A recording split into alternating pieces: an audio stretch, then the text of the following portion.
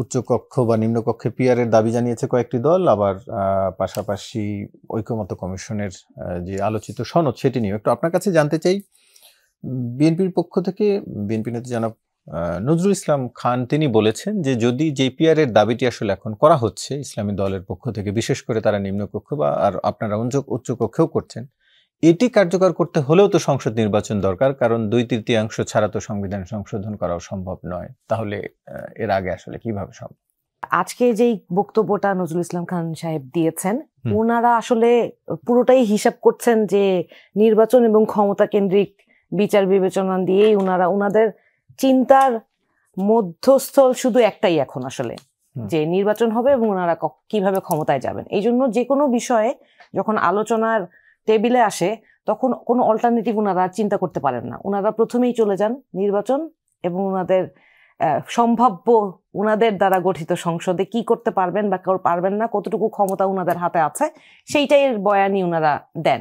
কিন্তু আপনি যদি আমাদের বয়ানটা পাশাপাশি রেখে, এনসিপির বয়ানটা পাশাপাশি রেখে চিন্তা করেন, যেটা আমরা বারবার করে বলছি, এই যে ঐকমত্য কমিশনে আলোচনা হচ্ছে জুলাই সনদের বাস্তবায়নের বিষয়ে, সেইটা জুলাই সনদে আপনার উচ্চকক্ষে পিআর শুধু থাকবে নাকি নিম্নকক্ষে পিআর পদ্ধতিতে নির্বাচন হবে, নতুন সংবিধান প্রণয়ন হবে নাকি বিদ্যমান সংবিধানের কিভাবে কাঠামোগত পরিবর্তনগুলো হবে, এই সমস্ত জিনিসগুলোকে কিভাবে আমরা সংবিধানে অন্তর্ভুক্ত করব এবং নতুন সংবিধান প্রণয়ন করব, সেইটা নিয়ে আমরা যুদ্ধটা করছি। এবং আমাদের বক্তব্যটা হচ্ছে যে এই নির্বাচন হওয়ার আগে এই বাংলাদেশে যে জুলাই গণ অভ্যুত্থান হয়েছে, এই গণ অভ্যুত্থানের যে আশা আকাঙ্ক্ষার প্রতিফলন, যে ঐক্যমত্যের আশার যে জায়গাটা তৈরি হয়েছে, সেই জায়গাটা বাস্তবায়নের জন্য আগে লাগবে গণপরিষদ নির্বাচন। এই গণপরিষদ নির্বাচনের কথা কিন্তু আমরা একা বলছি না, এই কথাটা কিন্তু আগে থেকেই আসছে। আপনি দেখেন শহীদ রাষ্ট্রপতি জিয়াউর রহমানও কিন্তু উনার বক্তব্যে উনি গণপরিষদ নির্বাচনের কথা উল্লেখ করেছিলেন, কিন্তু এটা পরে উনি আর বাস্তবায়ন করেননি। কিন্তু এই কথাটা কিন্তু উনার বয়ান থেকেই এসেছে। তাহলে আজকে যদি আপনি বিএনপিকে জিজ্ঞেস করেন যে উনারা নিজের দলের যিনি প্রধান ছিলেন তার বক্তব্যের সাথেই কেন একমত হতে পারছেন না, ওই যুগে ওই সময় হয়তো উনি সেটা বাস্তবায়ন করতে পারেন নাই, কিন্তু এখন তো সেই সময়টা এসেছে, আবার সেই সুযোগটা এসেছে, সেই সুযোগটাকে কেন আমরা বাস্তবায়ন করতে পারবো না?